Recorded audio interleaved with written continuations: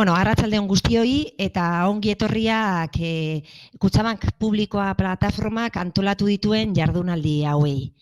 Egia da izan, presentzialtasunak beste xarma bat ematen diola guztiari, baina, bueno, alik eta hoberen eta alik eta zintzoen saiatuko gara gai honi buruzko reflexio eta planteamenduak eta alternatiben inguruan jardunaldi polit eta interesgarri batzuk egitera, ez? Bueno, decía que más allá de lo bonito y de lo especial y lo que valoramos ahora muy mucho de lo presencial, pues que vamos a intentar que, aunque sea de una forma telemática, estas jornadas pues sean, por el tema a tratar, lo más interesantes y que planteen toda la lectura, experiencias y todas las alternativas en relación a la temática. Erik Tuzen izango da parte hartuko duen lehenengo hizlaria. Bueno, Erik es portavoz de la Red Internacional del Comité para la Abolición de las Deudas Legítimas, del KDTM. Es de formación historiador y doctor en ciencias políticas. También es miembro del Consejo Científico de ATTAC Francia y participó en la fundación del Consejo Internacional del Foro Social Mundial. En los últimos años he tenido la suerte de escucharle en numerosas ocasiones y sus reflexiones también en el tema que tratamos hoy son muy interesantes. Erik analizará la situación de los grandes bancos privados en Europa y presentará una visión alternativa al respecto, y en este sentido son varios los artículos que ha publicado y textos de lectura, ¿no? Y en este sentido también, en relación al tema a tratar, en 2014 publicó el libro Bancocracia. Bueno, dicho esto, tengo el placer de darle la palabra a Erik Tuzen. Erik, aurrera. Muy bien. Bueno, me parece, es un placer responder a esa invitación. La colaboración con el sindicato ELA, otras organizaciones vascas ya remontan a varias décadas. En el caso de mi organización, el Comité para la Abolición de las Deudas Ilegítimas, y personalmente viajé muchas veces para dar conferencia y siempre ha sido un placer tener un diálogo interactivo con los compañeros y las compañeras. Bueno, primero quiero presentar rápidamente la evolución de las últimas cuatro últimas décadas, que al nivel financiero, al nivel de la banca, se puede caracterizar por desregulación, aumento de las actividades especulativas y criminales, concentración bancaria y crisis bancarias. Y las crisis bancarias son ligadas a la desregulación bancaria. Yo diría, entre los años 30 hasta el inicio de los años 80, en la mayoría de los países había una regulación fuerte de la actividad bancaria y una separación, por ejemplo, entre las actividades de los bancos de negocio o de inversión y de los bancos de depósito. Esa separación fue el resultado de la crisis de los años 30 y empezó en Estados Unidos con la ley Glass-Steagall bajo la presidencia de Roosevelt, y casi toda Europa y el mundo entero adoptó políticas para disciplinar a los banqueros. Y casi no hemos tenido ninguna crisis bancaria en los años 40, 50, 60. Volvieron a empezar alguna crisis bancaria en Estados Unidos y en Alemania en la segunda parte de los años 70. Y en los años 80, con la ola neoliberal, con Reagan, con Thatcher, hubo una decisión de liberar la actividad bancaria, abrogar la separación entre las actividades de depósitos, los bancos de depósitos y de negocio y de inversión, y se constituyó lo que se llama el Banco Universal.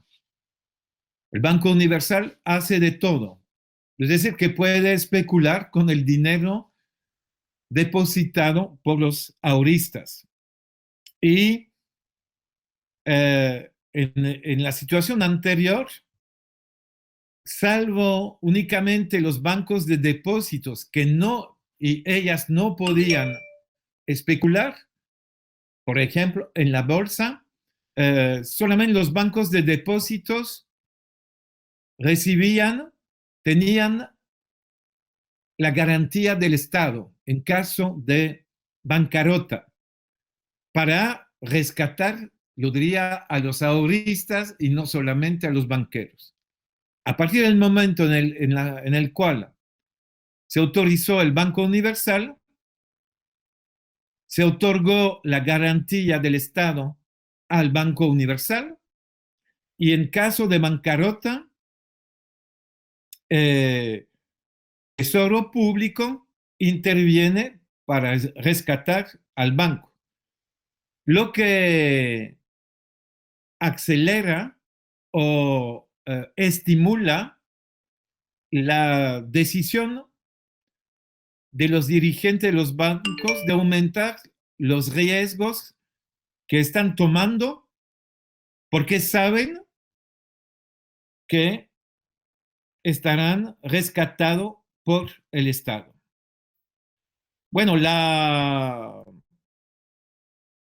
ese Banco Universal se desarrolló de manera muy fuerte, hubo fusión bancarias y eso desembocó sobre la gran crisis del 2007-2008.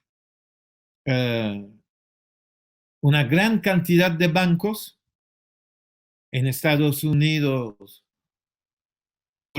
pero también otros bancos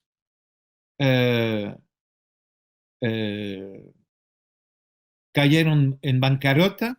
En Europa, el efecto de contagio fue enorme. Empezó por Gran Bretaña, Alemania, Bélgica, Islandia, Holanda, en 2008. En esa época se decía que España estaba bastante protegida, se decía que los grandes bancos españoles no se habían metido tanto en la especulación en el mercado inmobiliario de Estados Unidos con los subprime. Pero rápidamente, como ustedes saben, a partir del 2010-2011, la crisis, la burbuja inmobiliaria explotó también en España y los bancos y las cajas de ahorro entraron en una crisis muy fuerte. ¿Qué pasó entonces? No hubo ninguna represión contra la especulación a nivel europeo. Hubo un enorme rescate bancario muy costoso en todos los países europeos, todos. Claro que un país como Alemania rescatando a sus bancos respecto a su Producto Interno Bruto es más fácil cuando países como el Estado español o, o Bélgica o Grecia tuvieron un impacto mucho más fuerte sobre su deuda pública. Como ustedes saben seguramente, la deuda pública española llegaba a menos de 60% del PBI antes de la crisis inmobiliaria para llegar inmediatamente después al 100%. Y en Bélgica la deuda pública llegaba al 85% y después de los rescates bancarios superó al 100%. Así que la crisis del 2007-2008 desembocó sobre un rescate bancario enorme, contratación de deudas públicas para nosotros consideradas como ilegítimas porque han sido contratadas para favorecer el interés de una minoría privilegiada, a saber, los grandes accionistas de los grandes fondos de inversión y bancos privados.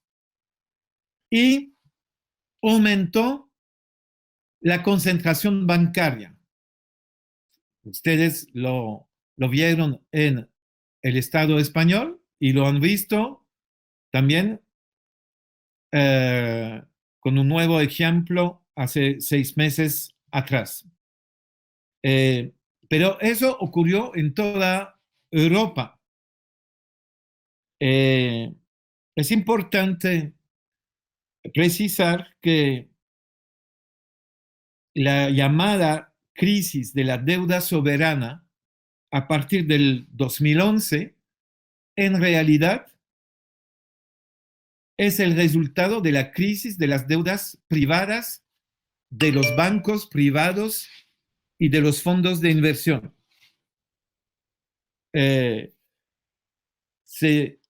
La narrativa que se inventó de parte del Banco Central Europeo, de los periódicos financieros y de los gobiernos, intentó transfigurar una crisis de deuda privada, explicando que la crisis era una crisis de deuda pública, para desviar la visión o la opinión pública hacia el problema de las deudas públicas. Bueno, lo analicé. Toda esa evolución de los bancos lo analicé en este libro que se llama Bancocracia, que ha sido publicado en el año 2015. Lo escribí en medio de la crisis, incluso para explicar esa estafa de narrativa consistiendo en culpar al público y a sus supuestos gastos exagerados por la crisis de las deudas en general y escondiendo la culpabilidad de los banqueros.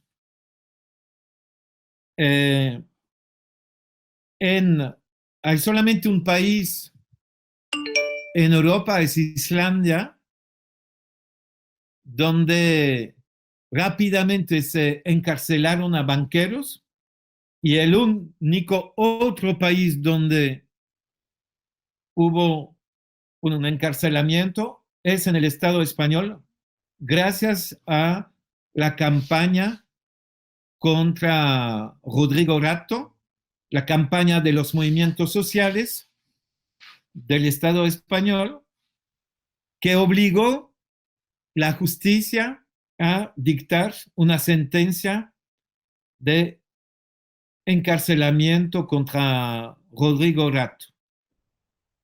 En ningún otro lugar de Europa eso ocurrió. Bueno, es importante ahora, yo estoy hablando desde hace cuántos minutos, Yanire, por favor.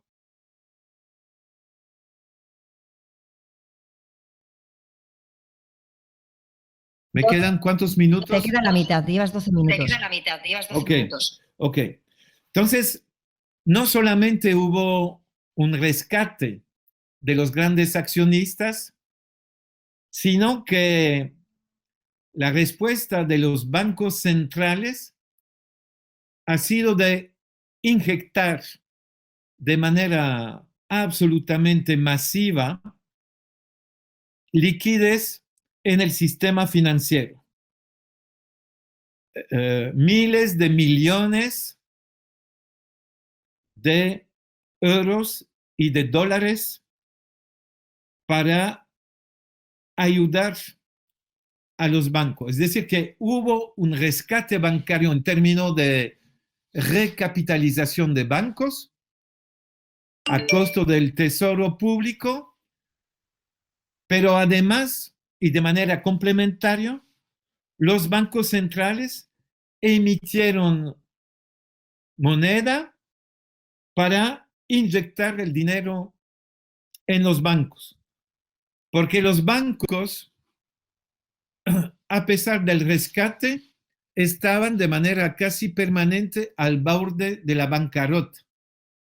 Expliqué en mi libro Bancocracia que el ratio real entre los fondos propios y el balance total de los bancos era del tipo 3%, 5% máximo, es decir, 3% a 5% de fondos propios en relación a los activos totales. Cuando la banca oficialmente, cuando entrega informes sobre su situación financiera, afirma que tiene 11-12%, hasta 13% de fondos propios, lo que es una mentira porque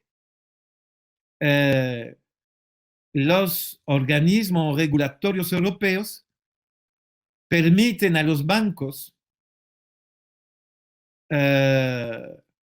inflar los fondos propios en respecto a sus activos de manera a aumentar el ratio y dar la impresión que son en una situación estable y de seguro.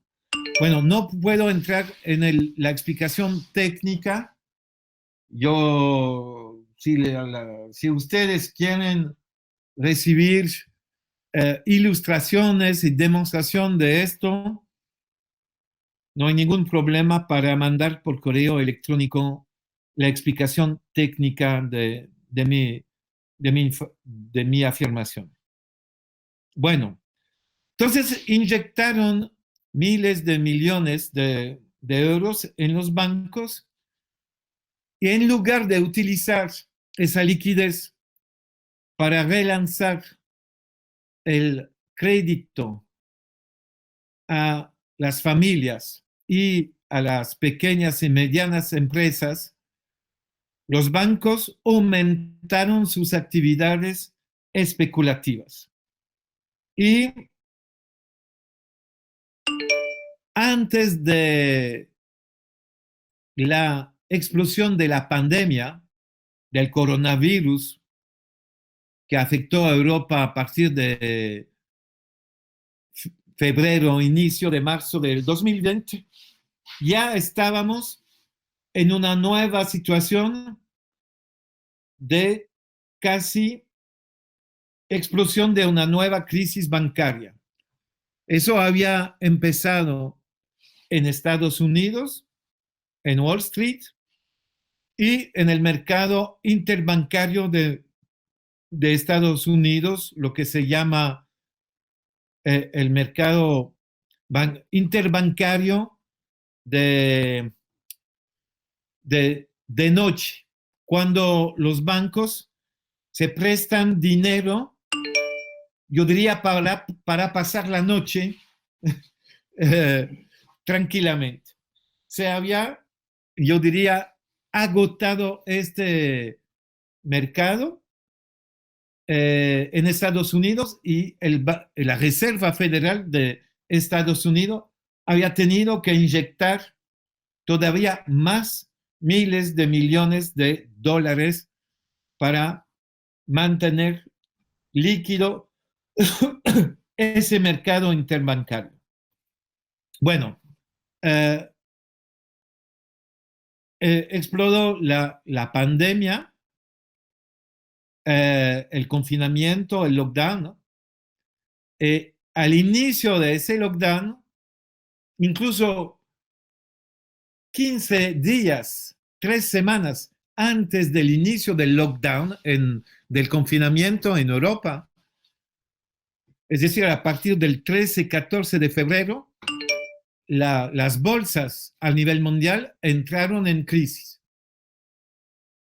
Los grandes fondos de inversiones y accionistas de los bancos decidieron vender sus acciones para, yo diría, hacer grandes ganancias respecto a la burbuja bursátil y financiera que se había desarrollado entre 2010 y 2020. Pensaron que venía una crisis, una reducción de la actividad económica con el inicio de la pandemia y decidieron, yo diría, vender para transformar el valor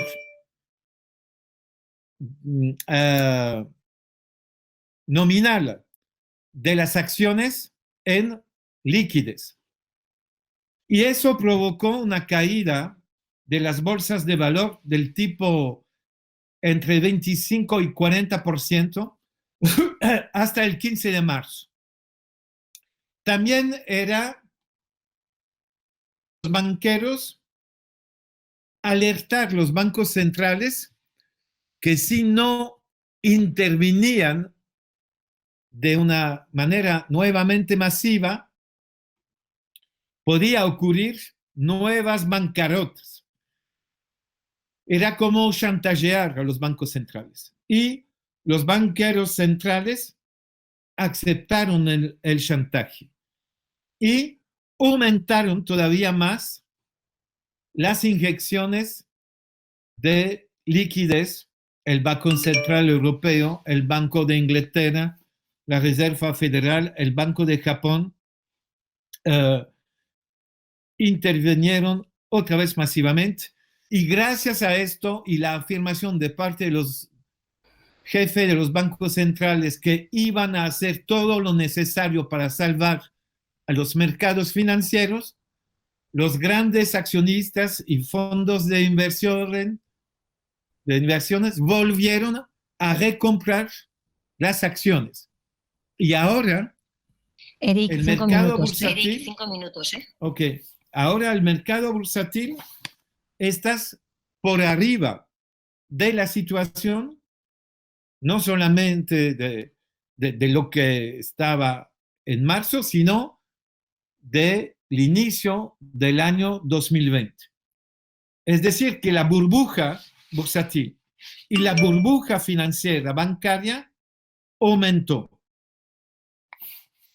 Y por supuesto, como lo saben ustedes, las deudas públicas, no por un nuevo rescate bancario, sino para poder ayudar a los mercados financieros y intervenir en la crisis global, con, por ejemplo, en España los, ¿cómo se dice? RT, es decir, las ayudas públicas a las personas desempleadas para incluso ayudar a la patronal, que no tiene que pagar el salario porque es una ayuda de los poderes públicos, eso provocó un nuevo aumento de las deudas públicas. Bueno, entonces paso ahora a las soluciones para el Comité para la Abolición de las Deudas Ilegítimas.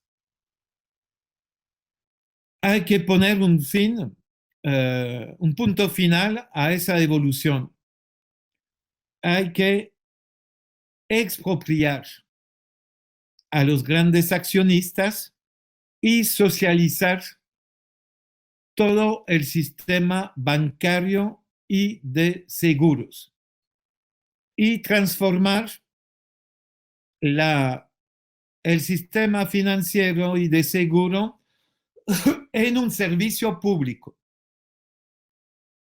Es un elemento importante. Entonces, no solamente estamos en favor de apoyar a bancos públicos. Por supuesto, hay que apoyar a los bancos públicos. Hay que regular nuevamente. Hay que separar banco de inversión y banco de ahorro. Pero pensamos que hay que ir más allá de esto. Hay que dar el monopolio de la actividad bancaria y de seguro al sector público y solamente permitir la existencia de un sector privado cooperativo bancario, si realmente son cooperativas verdaderas y no falsas cooperativas. Un servicio público bajo control, perdón, voy a tomar algo.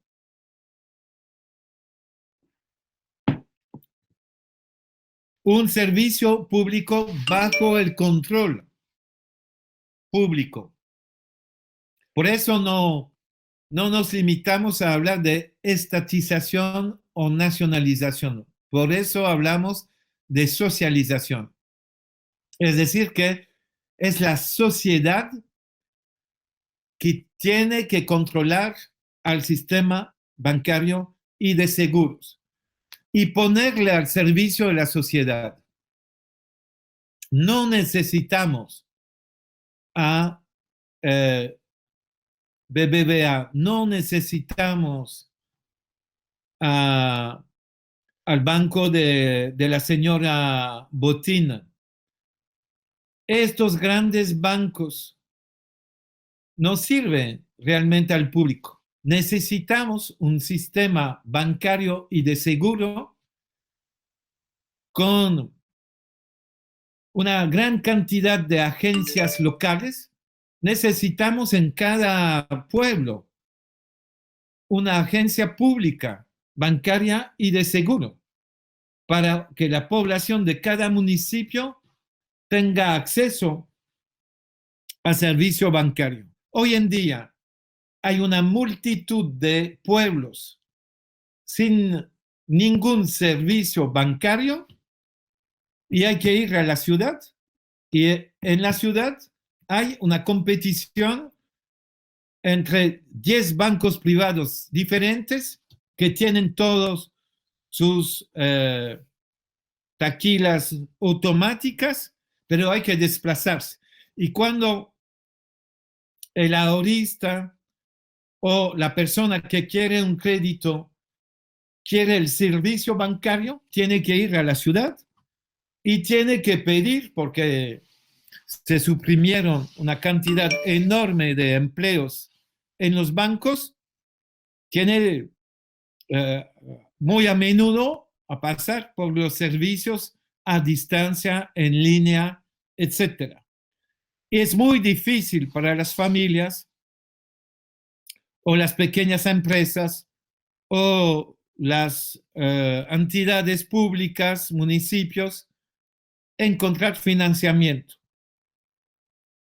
Cuando si tendríamos un servicio público, podríamos transformar los ahorros de las personas en créditos para proyectos útiles, sean de las familias, sean de las pequeñas empresas, o sea, de los entes públicos como los municipios.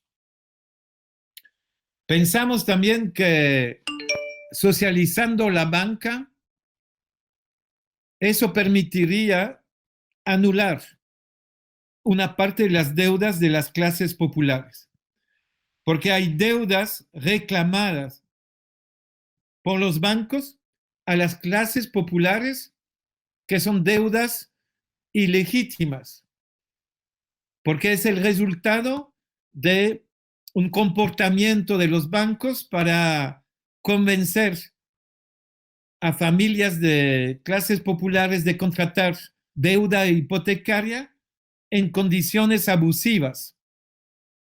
Y entonces una parte de esas deudas tendrían que ser claramente anuladas para mejorar la situación de las clases populares. Pensamos, termino, haciendo eso, si me oyen, trabajadores bancarios, empleados bancarios, yo les diría, con un servicio público, podríamos no solamente mantener el empleo en el sector bancario, sino aumentar el empleo en el sector bancario y mejorar las condiciones de trabajo, porque los empleados bancarios saben que las direcciones de la banca le presionan de manera permanente para vender productos financieros que no sirven, que son especulativos.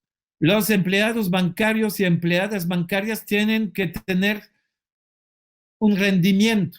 Se llama, no sé si en español se utiliza esa expresión inglesa, se llama el benchmark. Es que los empleados tienen que llegar a resultados y mientras se suprimen, eliminan empleos, se exigen más de los que siguen empleados. Y se podría mantener también los salarios de los empleados bancarios. No hay que temer la socialización y la existencia de un servicio público bancario y de seguro. Bueno, termino.